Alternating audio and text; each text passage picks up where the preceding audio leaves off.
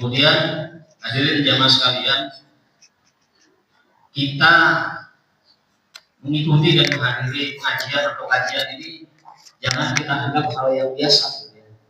Jadi jangan kita anggap hal yang biasa. Itu merupakan suatu anugerah dan karunia dari Allah Subhanahu wa taala. Nah, tidak semua orang bisa hadir ke Islam.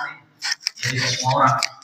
Ya, mungkin yang lebih banyak, yang badannya lebih sehat, yang usianya lebih muda, tentu bisa hadir. Yang uangnya lebih banyak dibandingkan kita yang benar-benar dipilih oleh Allah Subhanahu wa taala untuk bisa hadir pada pagi hari ini. Ini ada pendapat dari Syekh Soleh bin Fauzan Al-Fauzan berkata, seorang hamba tidak boleh menganggap remeh perkara menghadiri majelis ilmu. Usaha untuk mendatanginya karena bisa jadi yang mendapatkan sebuah faedah yang menjadi sebab dirinya masuk dalam surga. Jadi itu harapan kita seperti itu. Jadi hanya sekedar datang aja, sekedar kumpul-kumpul. Jadi yang namanya istamil, baik istamil di masjid sini maupun di majelis taklim di tempat-tempat lain, semuanya itu ada faedahnya, ada manfaatnya. Pertama ya kita akan mendapatkan ilmu yang nanti akan disampaikan oleh guru kita. Dan ini sangat bermanfaat, mudah-mudahan ini mengantarkan kita ke surga. Karena surga itu mudah, tapi orang tidak mau. Karena neraka itu berbayar, tapi orang tidak suka. Seperti jalan berbuka dan sebagainya itu kan berbayar. Tapi banyak orang yang suka. Kalau ngaji berarti dapat makan, mungkin kita masih susah juga. Jadi yang hadir paling berapa orang? Tidak ada sampai 1000 orang nanti. Ada 1000. Ada ya, ada. Iya, 200 tambah sisanya jadi 1000.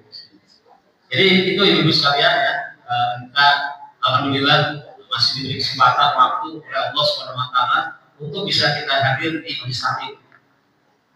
Karena hidup kita ini ya kalau kita memikirkan gitu ya, kita bermuhasabah bahwa hidup di dunia ini kan sementara gitu ya. Sementara kita lihat banyak tuh setiap berapa minggu sekali tuh inna lillahi wa inna ilaihi raji'un, baik yang ke-12 maupun yang lain-lainnya.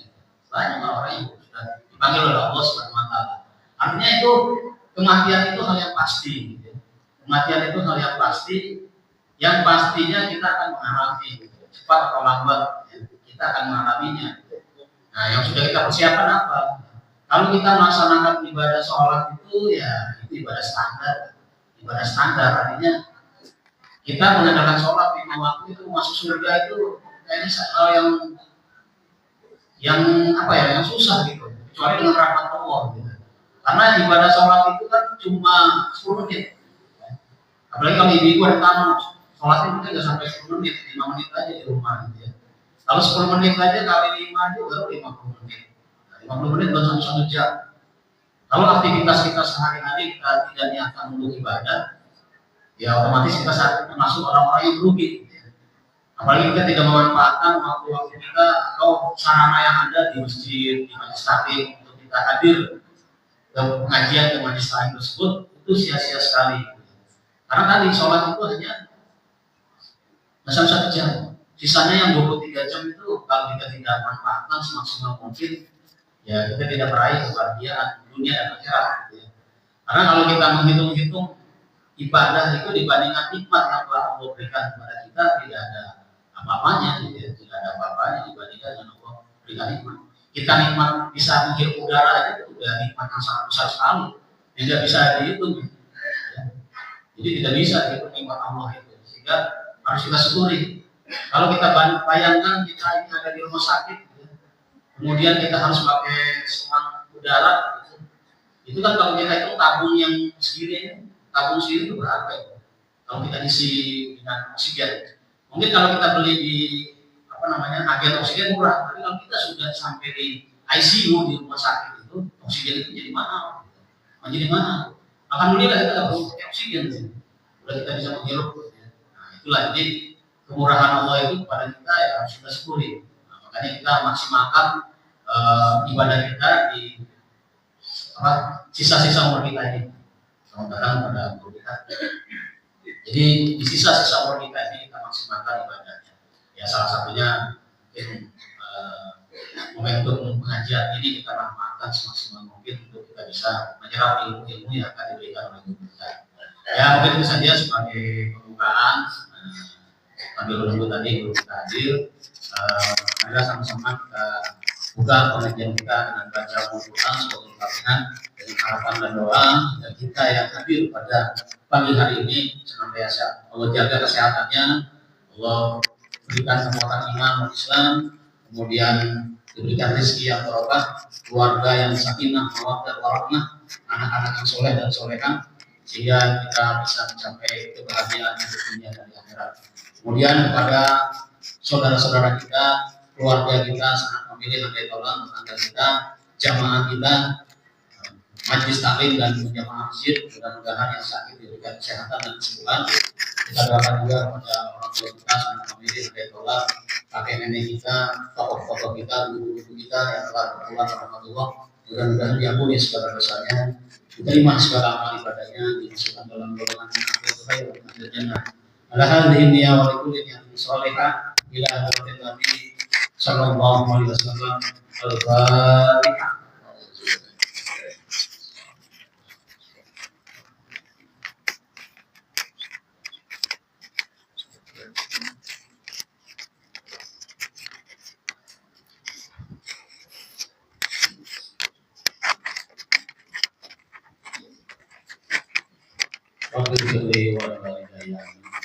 Selanjutnya mari sama-sama kita dengarkan kajian yang disampaikan oleh guru kita.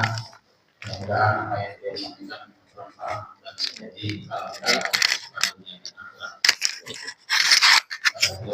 Kami silakan. Assalamualaikum warahmatullahi wabarakatuh.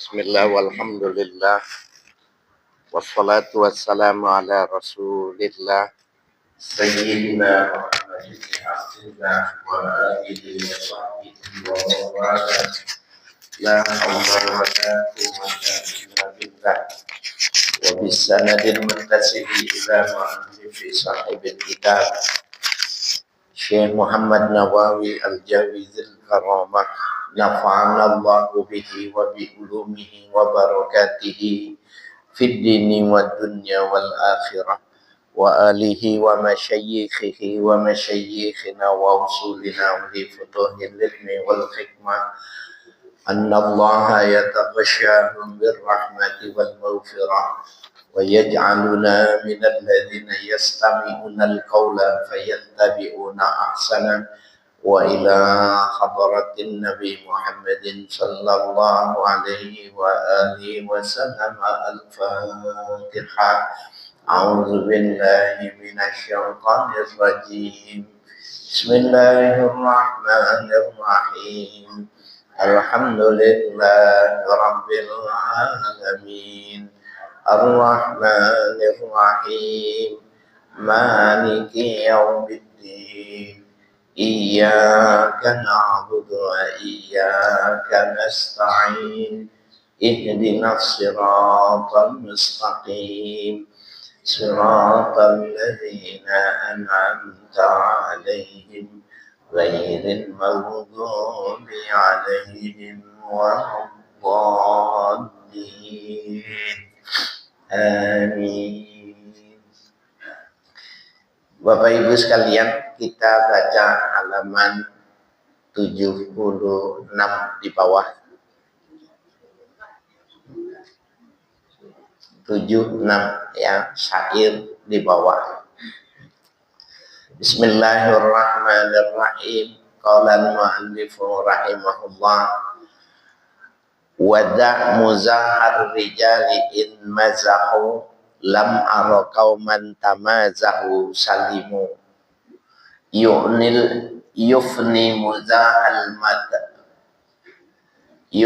muzahal fata muru'atahu wa rubba qaulin yasiru minhu damu. Wada' muzahar rijala in mazahu, tinggalkan laki-laki yang tukang sunda gurau. Ya. Idza mazahu, jika mereka bergurau.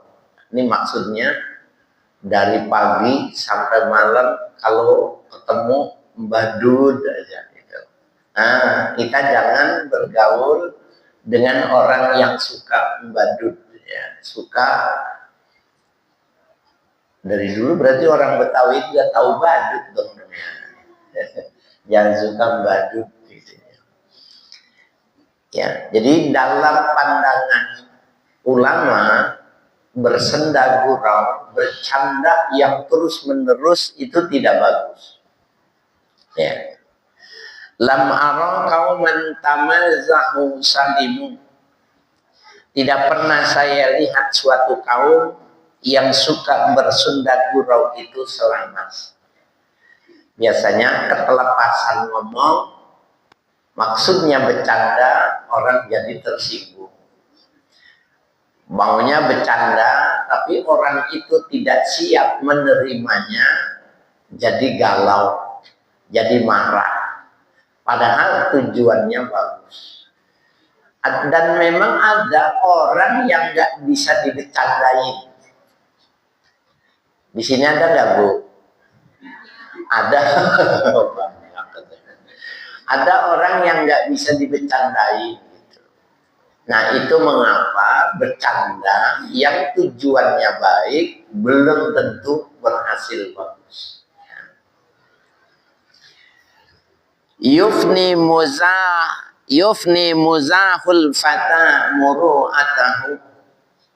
Menghancurkan senda guraunya seorang pemuda, muru'atahu, kesopanannya. Kalau anak muda sukanya bercanda aja, itu kesopanannya itu bisa jadi hilang. Jadi dia orang tua tetap dianggap seperti temannya diajak bercanda. Wa rubba qaulin yasilu minhu damu. Tidak sedikit perkataan yang terucap menyebabkan darah.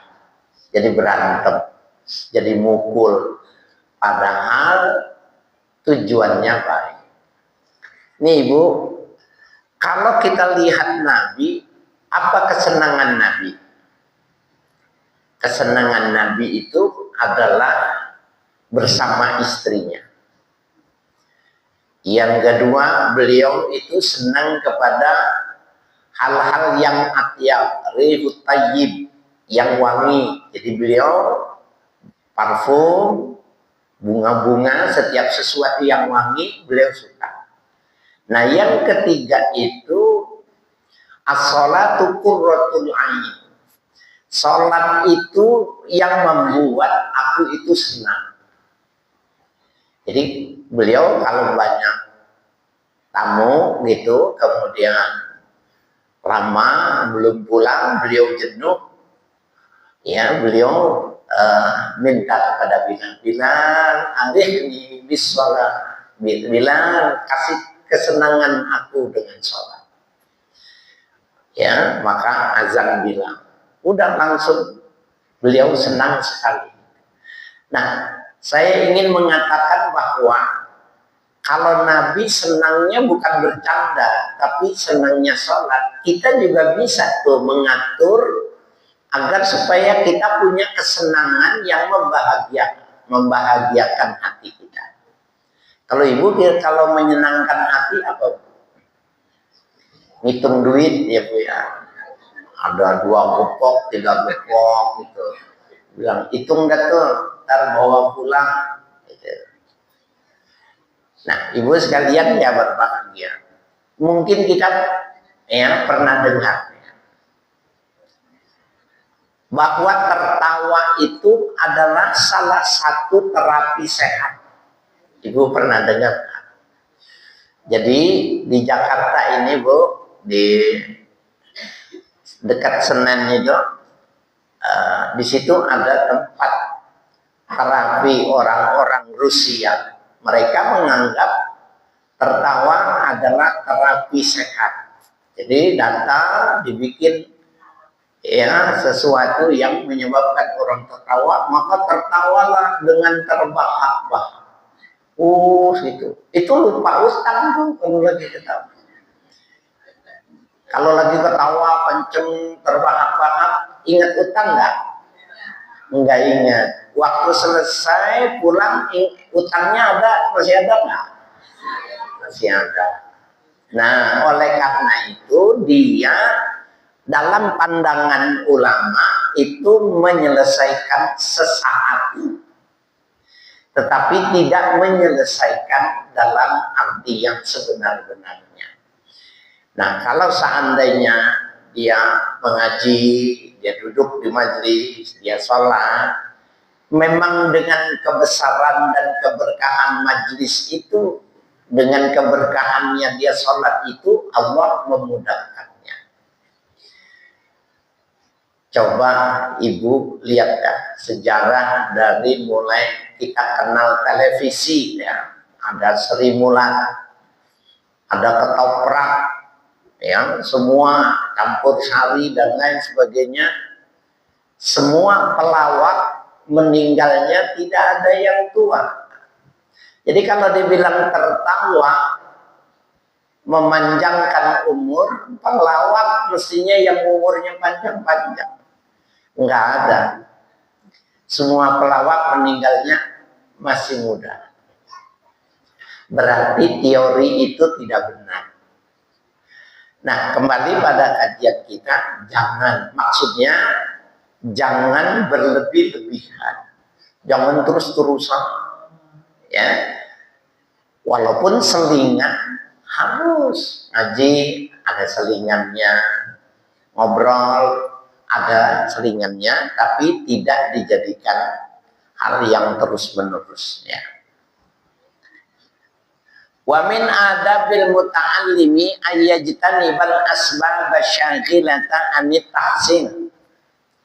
Sebagian dari adab-adab ya seorang pelajar yang belajar ayyajtanibal asbab, ia menjauhkan sebab-sebab asyaghilati anit tahsin, yang menghasilkan kesibukan diri. Illa sababan labudda minhu lil hajati, kecuali sebab yang semestinya karena kebutuhan. Jangan, ya ibu sekalian, jadi kalau ibu selesai masak ngerumpi sebentar di tetangga, nggak ada masalah karena itu kebutuhan rohaninya. Nah, yang tidak boleh kalau itu dijadikan ya lebih banyak ngerumpinya ketimbang di rumah, itu yang nggak boleh. Wa yutahhiru qalbahu minal adnas, dan ia membersihkan hatinya dari kotoran-kotoran hati. Liyastuha liqabulil Qur'ani wa hifzihi, ya, agar pantas menerima Al-Qur'an dan menghafalnya. Nah, jadi kalau orang menghafal Qur'an, orang itu menghayati dan memahami apa ayat Al-Quran, dia akan. Coba deh, ibu kalau punya kebiasaan apabila suntuk pikiran, wudhu, sholat 2 rakaat, baca Quran, hilang. Dan hilangnya itu benar-benar menyenangkan hati. Apalagi kalau mau menghafalkan. Kan kalau ditanya nih, ibu kalau sehari menghafal 1 halaman gitu, mampu nggak? Berat. Setengah? Berat. Seperempat? Nah, terakhir nih, ibu bisa nggak menghafal setengah ayat? Jadi 1 ayat dipotong 2 lagi, bisa nggak? Bisa, insya Allah. Tapi kita tidak melakukan, sebab kalau kita melakukan, jangan-jangan kita udah hafal Quran. Betul nggak? 30 tahun, 40 tahun bisa jadi udah hafal Quran. Cuma kadang-kadang kita memang dibuat lalai. Padahal sehari setengah ayat sesungguhnya luar biasa. Wa ayyatawaddu'a li mu'allimihi, dan dia tawadu pada guru yang mengajarkannya. wa yata'addaba ma'ahu, dan ia beradab ya kepada gurunya ya. Tawadu, merendahkan diri ya, dan beradab. Nah, Ibu sekalian,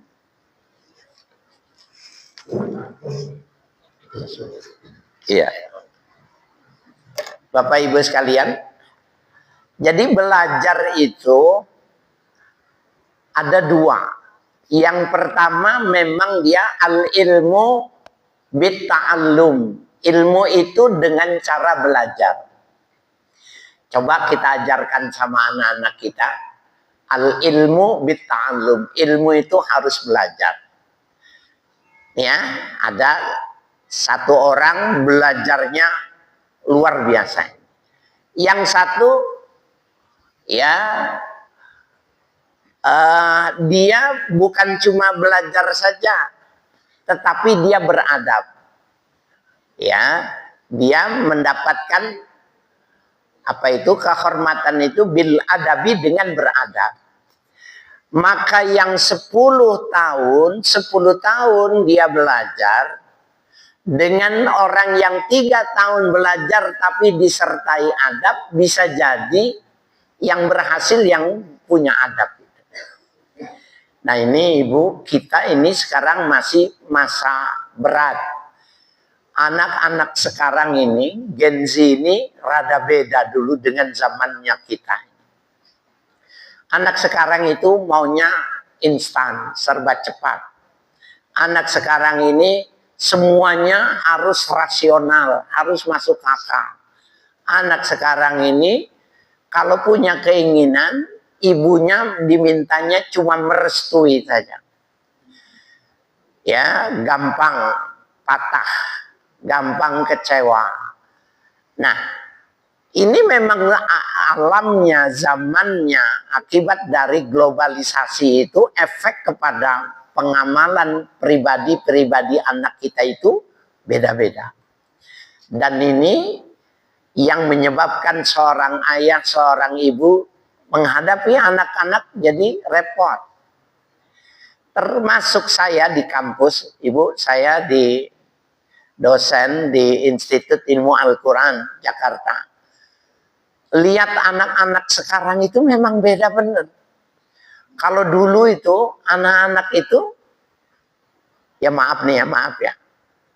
Dia mau jalan, kita lagi duduk aja, dia cari jalan lain. Mahasiswa nih yang menghafal Al-Quran. Kalau sekarang dia sambil makan, dia sambil jalan, dia lewat aja, nggak permisi. Dalam hati, ya Allah, memang terjadi ini ya perubahan secara global pada etika anak-anak muda ini. Bagaimana sikap kita? Ya sabar. Memang itu cobaan buat kita. Jadi dia ada proses pembesaran dengan ini setan gepeng ini, pengaruhnya luar biasa.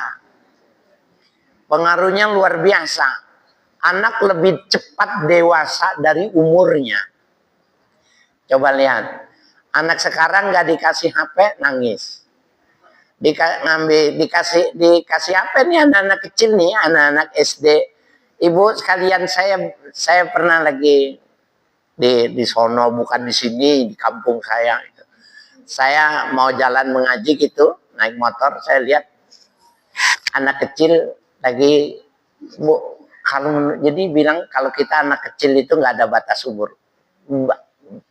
Masih paling berapa tahun ya? Masih kecil banget gitu, pegang HP kok dia ngerti gitu. Bukanya, nyari. Saya sambil jalan gitu, ya Allah, dulu saya mikirin, dulu saya zaman segitu bisa lagi ngapain gitu ya. Bisanya apa gitu. Anak sekecil ini sudah bisa ya mengaplikasikan, nyari lagu-lagu, nyari ya game dan lain sebagainya. Nah, itu yang menyebabkan salah satu pengaruh ya. Nah, kita harus mengimbanginya ya, harus diimbangin supaya anak itu ya, tidak melulu kabur dalam hal-hal yang semacam itu. Jadi nanti mereka itu cara berpikirnya harus ya secara rasional ya. Adab tuh begini Bu, saya lihat ya ketika waktu masih Muallim Syafi'i Hazami belajar itu, masih sehat, banyak orang belajar. Ada orang yang ngajinya itu 13 tahun. Waktu saya tanya berapa lama ngaji sama Muallim, jadi waktu beliau wafat itu kita suka ketemu ya yang senior-senior itu. 13 tahun, 10 tahun, 9 tahun. Tapi ada satu orang yang dulu ngajinya itu cuma 3 tahun gitu. Dan itu 3 tahun juga tidak full, cuma dia berkhidmat gitu. Dulu di sini nih di Rawabelong, cuma saya nggak hafal ya. Karena dulu masih remaja itu tidak nyampe ke sini daerah mana. Ada orang di Rawabelong ini pesantren di Tebu Ireng. Orang-orang ngaji dari pagi sampai malam, pagi malam. Dia ngajinya sekali-sekali. Tapi dia berkhidmat, dia beradab gitu. Jadi dulu kan kiai itu naik kuda. Maka pagi-pagi dia mandiin kuda. Kotorannya itu disapuin, ya, dikumpulin, dijemur. Nanti kalau sudah kering, dikumpulin, dimasukin di karung untuk dijadikan pupuk. Gitu. Habis itu dia narik. Dulu kan pakai, dibilang itu pakai itu. Udahlah, Jawa Timur itu dalam banget airnya. Ya, ngisiin air buat mandi, habis itu baru ngaji. Jadi orang ngaji rapi, dia basah gitu, terus gitu. 3 tahun, ya, sama dia juga nggak lama juga. 3 tahun, bapaknya meninggal, maka dia disuruh pulang. Dia ngomong-ngomong nih sama kiai, ya, di pesantren ini. Kiai Idris Kamali yang menjadi pemimpin pesantren Tebu Ireng pada waktu itu bilang bapaknya meninggal. Maka Kiai Idris Kamali bilang, "Opo kowe iki harus balik." Ya. Nggih, Yai gitu. Ya wis balik kono. Iki kabeh iki kitab iki bungkusen kowe neng Jakarta, mulango kono neng Jakarta. Ini bungkus nih semua nih, bawa sono ngajar sono di Jakarta. Kata dia cuma 3 tahun, itu pun lebih banyak di kandang sapi, bagaimana ngajarnya? Wes ora usah bingung, rene kowe. Sini. Mangga po, begini. Cuh, dulu dahin. Wes. Ngombe iki duit wis kawonen kabeh. Kowe wis wayane mulai, wayahe wis ngasu ning kono nggih, mulango ning kono ning Jakarta. Pulang dia. Dan dia sempat, cuma sayang umurnya tidak panjang, sempat jadi ulama. Ya. Nah, itu yang dimaksud itu. Belajar dengan ilmu, belajar aja. Dengan orang yang belajarnya tidak lama, tapi dengan adab, dia bisa melampaui, melewati orang-orang yang belajarnya lebih banyak. Nah, ibu sekalian, bapak, ya, adik-adik itu, kalau kita mau belajar seperti itu, termasuk saya juga bagian dari yang mengupayakan itu, ya, selama belajar itu benar-benar berkhidmat. Dan dia punya kelebihan, ya. Wa in kana asghara minhu sinnan wa aqalla syuhratan wa nasaban wa salahan wa ghairu dzalika. Ya. Sekalipun guru lebih mudah dari dirinya. ya, kurang ketenaran, ya, wa aqalla sukhratan, kurang terkenal. Biasanya kan kalau guru ngaji jarang dikenal. Guru-guru yang menutup diri nggak dikenal. Walaupun ya, wanasaban dari sisi keturunan, wasolahan ya, dan penerimaan masyarakat, wa ghairu dzalika, dan lain sebagainya. Wa ayyusawirahu fi umurihi wa yaqbala qaulahu. Dan dia ya musyawarah pada guru dalam segala urusan dan menerima pendapatnya. Nih, jadi kalau dalam etika ya belajar itu semacam itu. Subhanallah. Bapak Ibu sekalian ya, jadi memang kadang-kadang kalau sudah lewat baru kita menyesal. Seperti kita nih ya, kita kan menyesal kenapa dulu belajarnya tidak maksimal ya. Itu nanti ya menjadi catatan sendiri. Wa yambaghi alla yata'allama illa mimman zaharat diyanatuhu. Seyogianya dia tidak belajar kecuali pada orang yang sudah terbukti keberagamaannya. Wa tahaqqaqat ma'rifatuhu, ya, dan benar ma'rifahnya. Nih Ibu, kalau orang dulu nih, zaman dulu diajarkan ini, Syekh Nawawi Al-Bantan ini mengajarkan, kalau kita mau belajar kepada guru, maka salah satunya itu gini. Dia mesti tahu dulu, ini yang mau jadi guru kita ini siapa. Nah, jadi dia mesti lihat, jadi saya mau belajar agama kepada si A.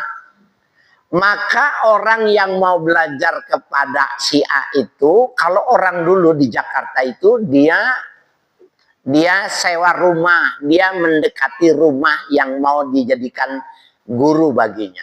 Ini cerita mualim tahun-tahun 50-an tuh begitu.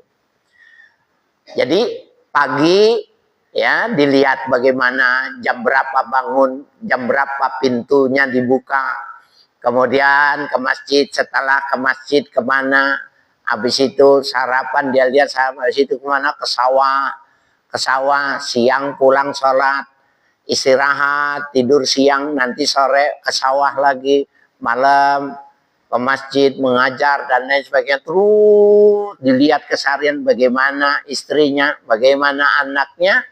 Kalau menurut dia bagus, baru dia mau belajar. Orang dulu tuh diajarkannya seperti ini. Kalau kita ngundang kiai itu lihatnya di HP, mana yang paling ngetop, mana yang paling terkenal. Padahal kita tidak tahu. Ibu banyak sekarang ini di sono nih, di sono jauh bukan di sini.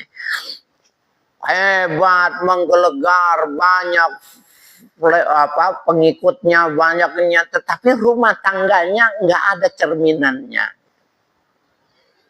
Sehingga orang akan bagaimana mungkin dia menjadi ikutan sementara dia sendiri tidak bisa menjadi ikutan di rumahnya.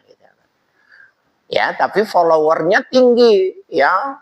Kalau dia berdakwah di televisi dan lain sebagainya, pengaruhnya ya luar biasa itu televisi. Tetapi kalau orang dulu itu seperti ini diajarin, lihat dulu. Kalau dia mengajarkan orang mengikuti sifat Nabi, murah hati, lihat dia pelit enggak, gitu.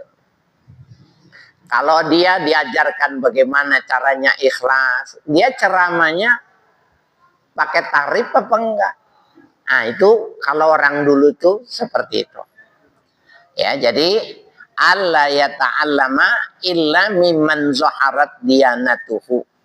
Bahwa ia tidak akan belajar kecuali pada orang yang sudah terbukti keberagamaannya. Wa tahaqqaqat ma'rifatuhu, dan benar ma'rifannya. Artinya dalam mengenal Allahnya itu benar. Wa ayadkhula ala syaikhi kamilal hali, dan dia belajar pada guru yang sempurna keadaannya. Mutahhiran musta'milan lissiwak, ya, ya yang berwudu ya mutahhiran mustamilan lis siwak dan menggunakan siwak. Kalau sekarang memang agak suka nih. Tapi dulu-dulu kita masih sering ya ada orang kemana-mana di kupingnya ditaruhin siwak ya. Tapi buat ukuran anak sekarang kalau siwak ditaruh di kuping dibilangnya jorok. Ya, ya memang ini dilematis. Khusus tentang siwak ibu sekalian. Dia pekerjaannya sedikit tetapi manfaatnya banyak. Nah, yang kita bilang siwak itu namanya arok, ya, kayu arok namanya itu. Nah, kalau di Saudi itu masih kita lihat ya tentara, polisi di jalanan itu gigit gitu ya. Jadi kalau itu nanti dia siwak, bersih giginya, membersihkan gigi, menjauhkan bulgham, menghilangkan bau busuk darah mulut. Dan ini termasuk membuat fasih bacaan. Dan siwak ini memudahkan ketika ruh keluar ketika meninggal itu pahalanya banyak. Cuma setan gak suka sama siwak ini. Ibu bapak kalau punya siwak kuatnya 2-3 hari habis itu hilang. Bener nggak? Hilang. Kemana itu siwak? Taruh di mana? Emang begitu. Jadi itu sebuah ya hambatan. Nah, ada lagi orang yang bagus tuh. Jadi dia seperti pena gini. Jadi habis dipakai ditutup lagi dimasukin. Jadi di kantong itu orang lihat itu pena, padahal isinya siwak. Jadi kalau mau sholat dia bersiwak. Ya, sunnah.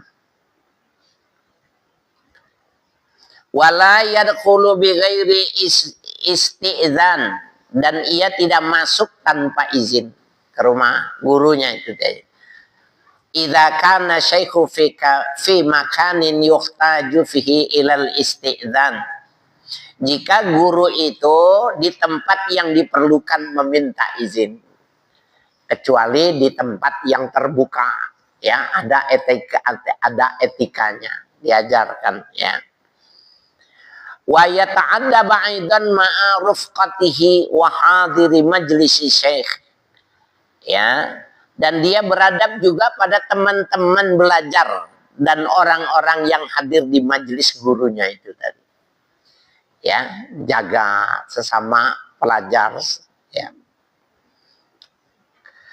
Wala yarfa'u sautahu raf'an balighan min ghairi hajatin. Dan tidak mengeraskan suaranya dengan tinggi ya tanpa suatu keperluan. Jangan dibiasain ngomongnya tinggi kecuali memang vokalnya yang tinggi. Ibu, saya punya tetangga kalau dia ngomong seperti dia ngomong berlima, bersepuluh gitu. Saya lihat dia sendiri ngomongnya. Itu memang vokalnya tinggi gitu. Ya, sudah. Kita kalau tahu jangan sebut namanya gitu ya. Tapi saya dari dulu tuh sering heran. Emang kenapa ya? Apakah dia gitu? Nah, mau dibilang apa? Memang volume suaranya tinggi gitu. Dan dia kalau ngomong biasa seperti orang marah. Dalam hati saya kalau marah seperti apa? Nah, itu namanya khilqah asliyah, memang penciptaan dasarnya dia seperti itu. Itu nggak ada masalah ya, memang dari sononya cetakannya itu, dari pabriknya memang udah begitu gitu ya. Nah, tapi kalau kita jangan ngomong keras ya, yang tidak ada hajatnya, teriak atau lain sebagainya. Ya, min ghairi hajatin. Wala yab'asa biyadihi wala ghairiha. Ya, dan tidak mempermainkan tangannya dan lainnya. Nah, sambil belajar tapi gini nih. Dulu kan ya gimana sih ya? Ya, mamanya gurunya lagi ngajar sambil belajar tapi dia main. Jangan gitu. Anak-anak ya zaman dulu. Atau kalau sekarang ini juga nih si Gepeng nih. Lagi ngaji sama gurunya dia buka HP. Ini mohon maaf nih Bapak-bapak. Hari Jumat khotib lagi ngomong, khotibnya kepanjakan, dia mah tetap aja main HP. itu lagau. Dianggapnya perbuatan sia-sia. Nggak boleh. Hari Jumat nih, Bapak-bapak, ya, itu Masjid Peruri ya. Blok M itu Masjid Peruri, kalau dia itu masuk ke dalam masjid sinyal hilang. Jadi dia punya alatnya gitu. Jadi kalau masuk ke masjid HP-nya mati, sinyalnya nggak ada, nggak bisa digunakan. Nah itu bagus tuh, ya. Saya baru di situ tahu di Peruri itu masuk sinyal hilang secara otomatis, ya. Saya suka lihatnya karena kan kalau khotib berdiri, jadi kita bisa lihat sekelilingnya. Ada orang dengar khutbah main HP. Padahal kata Nabi, "Iza qulta li sahibika ansit." Apabila kau bilang sama temanmu, gitu ya. Wal imamu yaktubu, imam sedang berkhutbah, kita ada berisi, kita faqad lagauta, kau melakukan kesia-siaan. Jadi kalau udah masuk masjid, khotib sudah berdiri, orang ribut, urusan dia. Lalu sebagaimana memberikan, ya, menyetop dan memberitahukannya. Maka panitia yang memberitahukan sebelum khutbah itu sampai laporan keuangan. Kemudian khotib boleh menegur kepada anak-anak yang ribut. Ya, boleh negur tuh orang-orang yang sedang main HP. Bapak, ini kita hari Jumat. Itu termasuk munkaratul Jumat, ya. Artinya kemungkaran yang terjadi di hari Jumat itu. Ya. Nah, itu sudah dibahas dari dulu, ya. Ya. Wala yaltafitu yaminan wala shimalan min ghairi hajatin. Dan tidaklah ia menoleh ke kanan dan ke kiri tanpa ada hajat. Bal yakunu mutawajjihan ila syekhi. Tetapi dia menghadap kepada syekh, kepada guru. Muzghiyan ila kalami, memperhatikan perkataannya. Wa alla yaqra ala syekhihi fi halati sughlihi wa malalihi. Ya. Dan dia tidak membaca kepada syekh di waktu beliau sibuk dan dalam keadaan penat. Ini kalau yang ngajinya ngaji sorogan. Ya, ngajinya ngaji sorogan. Ini kalau ngaji seperti ini namanya ngajinya ngaji bandongan. Bandongan itu gurunya yang baca, gurunya yang menjelaskan, yang lain pegang kitab mengikuti gitu. Kalau sorogan itu satu persatu ngaji, yaitu ya baca nahu, sorob, bade, ma'ani, ya balaghah, mantik, itu satu persatu itu. Nah kalau dilihat gurunya lagi susah, jangan maju kecuali dipanggil gitu. Nah kalau anak sekarang enggak, rada-rada, ya. Nah Bapak Ibu sekalian, jadi dia perlu bimbingan, ya, supaya mengerti tentang etika, tentang adab. Nah kita, jadi bukan cuma ibu, saya, semua orang merasakan itu. Mau anak siapapun, anak kiai, anak syekh, anak abaib, tetap saja cobaan sekarang ya rada beda ya terhadap keluarga kita itu. Nah Bapak Ibu sekalian yang berbahagia, ini cerita Muallim Syafi'i Al-Adami. Saya kira itu cerita dia. Tapi beliau menceritakannya ada seorang ngaji gitu. Waktu dia mau ngaji, kan dulu mau ngajinya ngaji sorogan itu. Datang minta izin mau ngaji. Maka gurunya bilang ini, iya datang nanti ente kesini jam 1 malam sampai jam 2 malam. Ibu mau ngaji, dikasih waktunya jam 1 malam sampai jam 2 malam. Ibu datang nggak kira-kira? Bapak-bapak, orang dulu nih, saya kira itu beliau, tapi dia tidak mengatakan dirinya. Maka dia ngaji, dia datang. Jam 1 kurang seperempat dia sudah diri di depan rumahnya nunggu. Dan nggak berani buka pintu. Kalau dulu kan pagar orang cuma dari bambu gitu ya, tinggi 1 meter gitu. Dia nunggu aja sampai dibukain baru masuk. Seminggu, 2 minggu, sebulan, udah kelihatan yakin, baru dibilang besok ente ngajinya pagi habis subuh. Jadi gurunya juga diseleksi oleh si muridnya, tapi guru juga melihat ini seng apa baja itu dicoba dulu. Sehingga memang orang dulu itu hasilnya bagus. Udah, ngaji deh tuh. Tapi suatu saat ketika murid ini datang, gurunya lagi nyender gitu. Iya. Ibu mau ngaji, gurunya lagi diam nyender. Ibu bilang apa? Nih, orang dulu itu dia diri aja di situ, dia diri gitu nungguin. Enggak ngucapin assalamualaikum, khawatirnya kalau dia assalamualaikum, dia lagi menghafal, apalagi istirahat terganggu. Tunggu diri. Ya, 1 jam, 2 jam. Baru dia bilang, ya masuk sini. Ya lama lagi. Gitu. Udah selesai, ya cukup kata guru.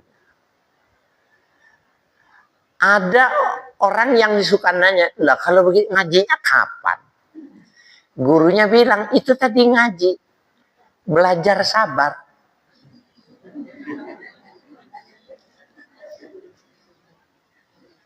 Kan ini bagian yang menurut kita apa iya itu jadi pelajarannya gitu. Orang mengajarkan sabar tapi teori gitu. Ini ayatnya ini, hadisnya ini.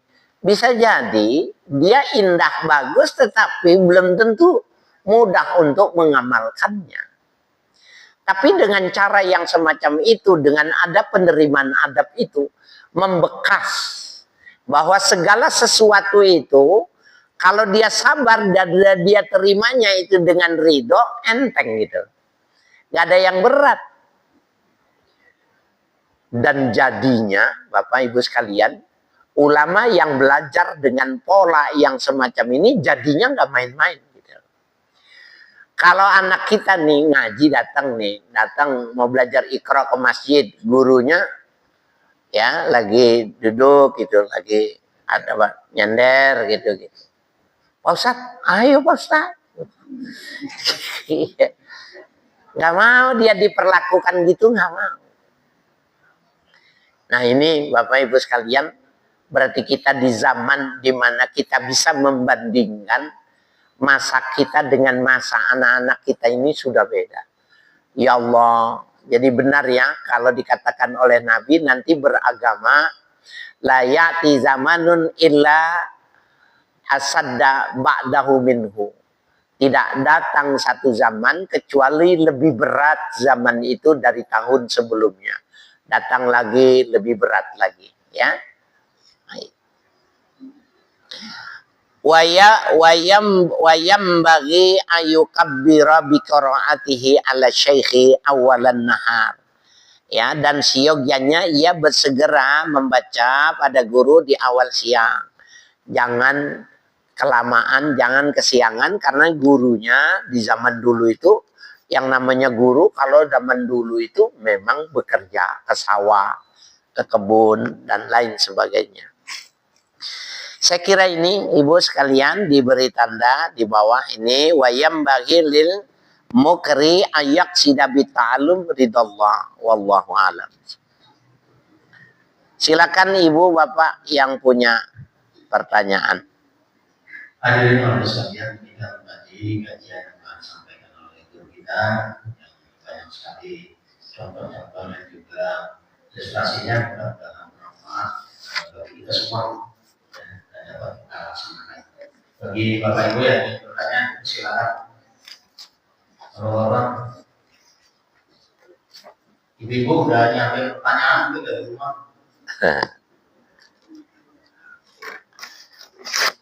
Ayo, Bapak Ibu yang bertanya. Ya, silakan Ibu Roh. Ini.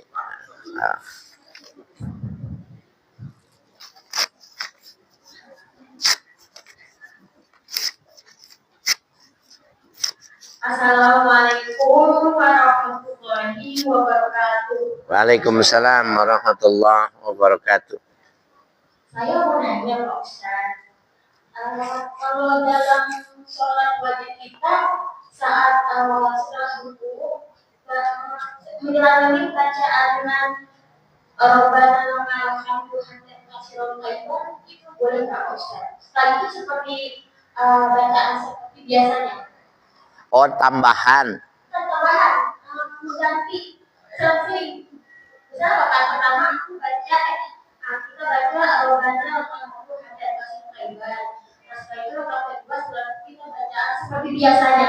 Oh, boleh, karena itu semuanya dari Nabi. Nah, Bapak Ibu sekalian, Nabi itu bacaannya itu enggak satu dan melulu itu aja gitu. Jadi untuk menghindarkan kejenuhan, contohnya ya seperti itu iktidal. Kemudian istiftah. Iftitah yang benar itu istiftah. Mulai takbiratul ihram ya, Allahu Akbar. Allahu Akbar kabira walhamdulillahi katsira wa subhanallahi bukratan wa asila inni wajjahtu. Itu kan gitu ya, itu yang kita pelajari. Istiftah Nabi itu kalau kita baca itu ada 6 modelnya. Jadi boleh saja kita pilih mana yang kita suka dan boleh kita berganti-ganti.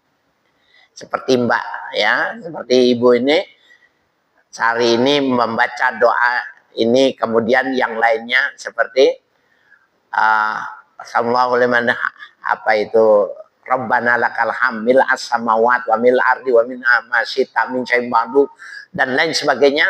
Boleh Mbak, malah bila itu bacaan-bacaan itu dari Nabi kemudian kita mengamalkannya setiap hari diseling-seling malah bagus ya, karena memang Nabi setiap hari tidak sama bacaan.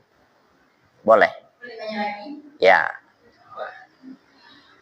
Ada nggak Ustaz yang namanya transfer pahala?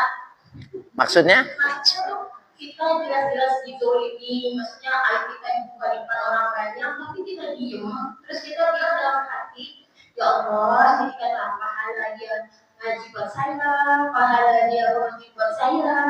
Ada nggak Pak Ustaz seperti itu? Kalau ada apa ceritanya zaman nanti gitu Pak Ustaz? Iya, enggak persis, enggak. Mungkin ada konyol. Ya, jadi Bapak Ibu sekalian yang berbahagia, orang yang sabar ketika dia disakiti, ketika dia ya menghadapi hal yang tidak menyenangkan, maka kata Nabi, kebaikan yang pernah diberikan oleh Nabi, jadi ausa'un ni'mati yu'ti 'alan nas as-sabar. Karunia Allah yang paling besar yang diberikan kepada seseorang itu ketika orang itu sabar. Jadi seandainya ada orang diberikan rezeki sama Allah Fortuner baru, sama orang yang ini ketika menghadapi masalah dia sabar menerima sabar, maka sabar itu 10 kali lipat lebih besar dalam pandangan Allah ketimbang Fortuner. Kalau Mbak maunya Fortuner apa sabar?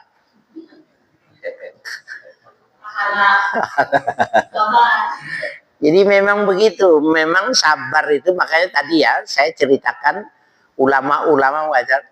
Saya sendiri mikir dia datang berdiri 1 jam, 2 jam berdiri di depan rumah guru gitu.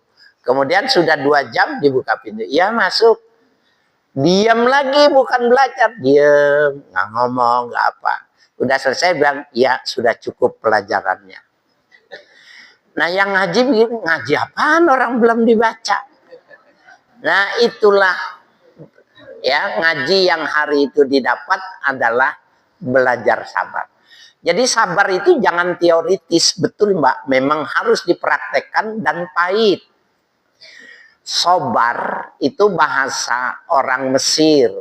Sobar itu nama buah yang rasanya pahit, betul. Sabar itu. Kalau di sini brotowali itu super pahit tuh. Nah, di Mesir ada buah namanya sobar. Pahitnya seperti itu. Maka dijadikan kata ganti untuk istilah bahwa sabar itu pahitnya luar biasa. Tapi bila dia makan, dia telan, maka sabar itu bisa menjadi obat bagi tubuhnya. Maka Nabi ya mengatakan, "Ausa'un ni'mati yu'ti 'alan nas as-sabr." Sebesar-besarnya karunia Allah yang diberikan kepada seseorang, tidak ada yang melebihi sabar. Jadi beruntung. Ya. Bahkan kalau yang ada dalilnya itu, kalau dia ghibah, dia menceritakan kejelekan-kejelekan kita. Nah, kalau amal ibadahnya orang itu sudah habis, maka dosa kita akan diambil untuk dia. Itu yang terjadi seperti itu, ya. Makanya jangan riba, ya. Saya kira itu, Mbak. Ya. Yang ketiga bayar. Iya, iya, iya. Kalau kita pergi ke orang pintar, kalau orang pergi ke kalau kita pergi ke orang pintar, misalnya orang pintar terus minta supaya kita bisa yang atasan atau hal lainnya, itu kira apa akhirnya ya sholatnya selama 40 hari tidak diterima Allah atau tidak? Iya, jadi kenapa dukun dibilang orang pintar? Kenapa? Kan bahasanya itu ya, ke rumah orang pintar. Padahal rumahnya mau rubuh. Padahal kelihatan sekali tingkat pendidikannya tidak ada. Kenapa dibilang orang pintar? Karena yang datangnya orang bodoh. Ya, orang S3 datang ke dukun. Bodoh dia. Man atakahanan. Siapa yang datang ke rumah dukun, paranormal, orang pintar, wayas ala anhu syai'an, dan dia bertanya, meminta tentang sesuatu, wa yusaddiquhu, dan dia membenarkan yang diberikan. Baca ini supaya ini, dia membenarkan. La yuqbal salatuhu arba'ina kharifan, tidak diterima ibadahnya 40 hari. Itu sekali datang 40 hari, kalau dua kali, 3 kali, ya tinggal dikalikan saja. Bahkan ada yang mengatakan kharifan aisanatan, 40 tahun tidak diterima ibadahnya. Jadi jangan, kalaupun kita mau minta advice, ya maaf nih, sama ustadz gitu, kita dilihat dulu, kalau disuruhnya ini itu kelenikan, jangan juga orang walaupun sudah disebut dipanggil ustadz. Tapi kalau diarahkan, ibu umpamanya ya, ibu sabar ya bu, ibu sholat 2 rakaat kalau malam, nanti di sujud yang terakhir ibu baca ihdinas siratal mustaqim 7 kali. Ibu nggak usah sisipkan di situ tujuannya, maksudnya nggak apa-apa. Cuma ibu lakukan itu. Saya ulangi lagi, sholatnya 2 rakaat. Kemudian sholat sunnah ya, jadi usolli lillah, Allahu Akbar 2 rakaat. Di sujud terakhir, ihdinas siratal mustaqim, ihdinas siratal mustaqim 7 kali. Kuat nggak? Nggak napas. Ihdinas siratal mustaqim, ihdinas siratal mustaqim, ihdinas siratal mustaqim, ihdinas siratal mustaqim, ihdinas siratal mustaqim, ihdinas siratal mustaqim. Kuat kan? Nah, sudah. Kemudian Allahu Akbar, at-tahiyatul mubarakatuh, thayyibatulillah, innaka hamidum majid. Assalamualaikum warahmatullahi wabarakatuh. Assalamualaikum warahmatullahi wabarakatuh. Gak usah disebut. Gak usah ngomong, gak usah minta, karena itu etika cara meminta kalau kita itu perlu betul. Begitu caranya. Nggak apa-apa, karena itu masih ada dasar-dasar syar'i yang diberikan oleh orang itu terhadap permasalahan kita. Tapi kalau mesti, ibu celananya jangan dicuci 7 hari, kemudian digantung di depan rumah.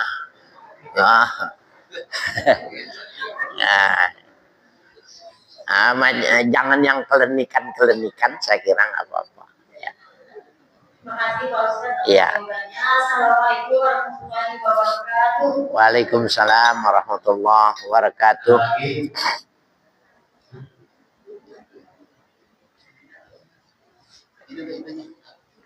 Tolong mic-nya tuh.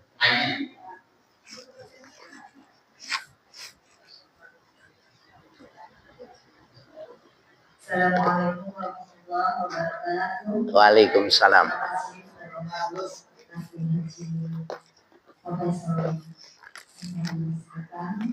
Di sini saya akan mengatakan Pak, tadi kan telah menjelaskan masalah tawadu ya, tawadu. Saya mohon penjelasan kembali tawadu menurut konteks Islam itu bagaimana dan bagaimana kita tawadu kepada manusia dan juga kepada Allah Subhanahu wa taala. Terus yang kedua, rezeki itu kan masalah rezeki itu kan bisa berupa harta ya Ustaz ya. Selain harta apa lagi gitu selain rezeki yang berupa harta itu, apakah kasih sayang suami terhadap istri itu merupakan rezeki itu Ustaz? Begitu aja. Iya, baik. Waalaikumsalam. Tawadu. Wadoa itu artinya meletakkan. Jadi kalau saya ini pegang, kemudian saya meletakkan ini, lihat ya, dari sini saya wada'tu, itu maknanya saya meletakkan. Kalau meletakkan itu dari tinggi ke bawah. Wada'tu. Wadoa itu maknanya meletakkan. Sehingga ya tawadu maknanya itu menurunkan. Orang itu sebenarnya angkanya nilai dia itu 9. Tetapi ketika dia bermasyarakat, dia menampilkannya itu 5, 6. Dia namanya berpenampilan tawadu, merendahkan. Hartanya direndahkan, harga dirinya direndahkan. Semuanya tidak pada yang sebenarnya. Padahal kalau seandainya dia mau menampilkan, dia 9, emang dia nilainya 9. Tapi enggak, dia tawadu maknanya dia merendahkan tampilan dari yang sebenarnya. Itu kalau mau dirasiokan supaya mudah makna tawadu. Jadi orang yang berpenampilan biasa-biasa saja dengan mengukur masyarakat, maka dia orang yang tawadu. Kira-kira ya pada tatanan masyarakat kita itu angkanya itu 7, padahal dia 9. Maka dia menyamakan dengan volume yang terjadi di masyarakat, itu namanya tawadu. Ibu, kan dari sisi pakaian saja ya. Ada, saya pakaian wanita itu banyak tahu karena saya kalau syuting ini, host saya itu, kita pakai baju semua gratisan itu, pakaian sponsor gitu ya. Ya, nah itu saya kalau mau ganti baju, saya lihat itu harganya berapa. Alamak, mahal banget. Dalam hati nih, ini mah Lebih baik beli di Tanah Abang dapat 2 ini, dapat 3 gitu. Nah, pakaian itu mahal gitu. Dia punya, tetapi ketika dia bermasyarakat di lingkungannya, itu dianggap menonjol, maka dia menurunkan, itu juga bersifat tawadu. Ada orang punya emas dari sini kemari nih. Tapi ketika berkumpul dengan masyarakat itu akan menjadi sebuah kecemburuan, maka dia menguranginya, maka itu juga dalam pengertian tawadu. Jadi merendahkan diri itu seperti dia sudah tahu, nih yang sering nih. Ibu sudah lihat di televisi ya tentang ini gitu. Kemudian ibu ketemu sama orang dijelasin yang itu. Jangan bilang gini, gua udah tahu tadi gitu. Ya. Atau gini, ada orang telepon pagi-pagi habis subuh. Si ini meninggal gitu. Udah sore orang ngasih tahu, kamu tahu nggak ini meninggal? Dari pagi gue udah tahu. Jangan bilang gitu. Oh iya tuh, dia mendengar seperti baru pertama mendengar. Oh gitu ya, innalillahi wa inna ilaihi raji'un. Mudah-mudahan orang baik, dia mah lebih baik dari kita. Padahal dari tadi kita udah layak. Gitu. Nah itu juga namanya tawadhu, merendahkan, tidak mengecilkan dan tidak menganggap enteng orang lain. Bagaimana kalau tawadhu kepada Allah? Kalau tawadhu kepada Allah itu sebenarnya dia tidak, innallaha la yanzuru ila aswarikum wala ajsamikum. Allah tidak melihat nih tampilan kita nih, pakai baju apa nih, nggak ada tampilan. Allah melihat hati kita. Tapi dia dalam beretika itu, kalau mau menghadap Allah itu nggak mau kecuali pakaiannya bersih, suci, mendahulukan yang putih, dan dia berwangi-wangian. Mau sholat tuh begitu umpamanya. Nah dia namanya tawadhu. Kalau ini obrak, masukin ini Allahu Akbar. Dia cuma menjalankan syariat. Sampai-sampai nih bapak-bapak, contohnya di bapak-bapak, ada ulama yang tidak mau pakai sarung yang mahal harganya. Gak mau. Kenapa? Waktu dia pakai sarung yang mahal, baju yang mahal, dia merasa besar. Sehingga mentalitas itu yang dia mau buang.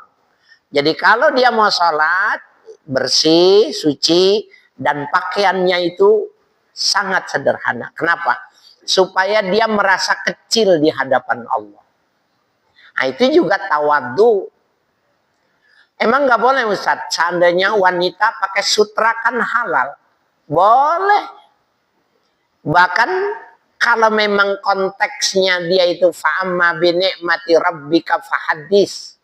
Adapun nikmat Allah maka kau ceritakan, kau tampakkan gitu. Ibu-ibu kan boleh pakai sutra, pakai emas boleh. Bapak sutra emas nggak boleh. Boleh nggak sholat seperti itu? Sah, boleh. Tapi bahasannya kita ini bukan soal sah. Pembahasan kita tentang tawadhu. Ada orang yang nggak mau. Kenapa? Kalau dia pakai sutra, dia pakai banyak emas lagi sholat, nanti dia merasa besar. Ibu merasa besar nggak kalau pakaian ibu lebih bagus? Ada dalam hati kita. Ibu punya bangga nggak kalau mobil yang dinaikinya baru gitu? Ada. Nah itu sulit kalau tampilan pada pakaian yang menyebabkan merasa besar. Nah, maka dia nggak mau dalam konteks tawadhu, dia tidak mau. Nah, ibu boleh pilih. Kalau cuma sekedar sah, boleh. Nikmat Allah itu semua hal.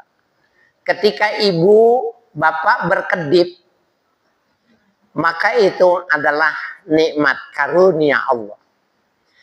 Ibu menggerakkan kelingking. Bu, ada orang ngobatin kelingkingnya. Sudah 3 tahun belum sembuh-sembuh. kelingking doang.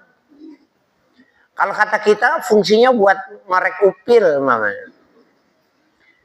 Tapi nggak enak kalau bermasalah. Nah, itu juga karunia. Ternyata ketika di dokter baru tahu kelingking itu ternyata jutaan nilainya. Oksigen yang kita makan, yang kita hirup, ini juga adalah karunia Allah. Tadi saya masuk saat Lutfi bilang, coba kalau kita di ruang ICU, berapa itu harga oksigen? Ya, 1.750.000. Nanti habis tambah lagi. Bermahal sekali. Ibu dari tadi ini bayar nggak oksigen punya Tuhan dari rumah? Gitu. Nggak ada yang bayar. Oleh karena itu bercinta, berkasih dengan suami juga karunia. Wajib disyukuri. Ya, wajib disyukuri. Sehingga bagaimana kita mensikapi ya bahwa semua itu adalah karunia Allah, ya maka kita bersyukur kalau di rumah ya kita dalam keadaan baik-baik saja. Saya kira itu. Ya, hadirin yang maksud saya, Bapak-Bapak Ibu, ini adalah kajian kita pada pagi siang hari ini. Mudah-mudahan materi yang disampaikan maupun dari jawaban-jawaban dari pertanyaan ini bisa menambah pengetahuan dan juga bisa dilaksanakan dalam kehidupan sehari-hari. Terus selanjutnya mari sama-sama kita tutup legislatif pada pagi hari ini dengan doa yang bersama dengan Ibu kita. Bismillahirrahmanirrahim. Alhamdulillahi rabbil alamin hamdan yuafi ni'amahu wa yukafi mazidah. Allahumma salli wa sallim ala nabina Muhammadin wa alihi wa sahbihi ajma'in. Allahumma allimna ilma yuafiqu ilmak wa awjid lana lisana sidqi fi ibadik. Allahumma lakal hamdu wa ilaikal mushtaka wa antal musta'an. Nasta'inuka ala fasadin fina wa nas'aluka salaha amrina kulli wa la hawla wa la quwata illa billahil alil azim. Allahumma rizukna ilman nafi'ah. Ya Allah, berikan kepada kami ilmu yang bermanfaat. Wa amalan salihan makbulah. Berikan kepada kami amal soleh yang diterima. Wa rizqan halalan thayyibah. Berikan kepada kami rezeki yang banyak, halal dan penuh berkah. Allahumma inna na'udzubika min ilmin la yanfa. Ya Allah, jauhkan ilmu yang tidak bermanfaat. Wa min nafsin la tashba. Jauhkan jiwa yang tidak pernah kenyang. Wa min ainil la tadma. Jauhkan mata yang tidak bisa menangis. Wa min qalbil la yakhsha. Jauhkan hati yang tidak bisa khusyuk dalam beribadah. Rabbana taqabbal minna innaka antas samiul alim wa tub alaina innaka antat tawwabur rahim. Sallallahu ala nabiyina Muhammadin wa alihi wa sahbihi walhamdulillahi rabbil alamin. Amin. Hadirin yang sekalian, kita menjadi kita pada pagi hari ini saya bersama posisi dan juga pengacara pengambilan amal. Bila kita berjaya, assalamualaikum warahmatullahi wabarakatuh. Waalaikumsalam.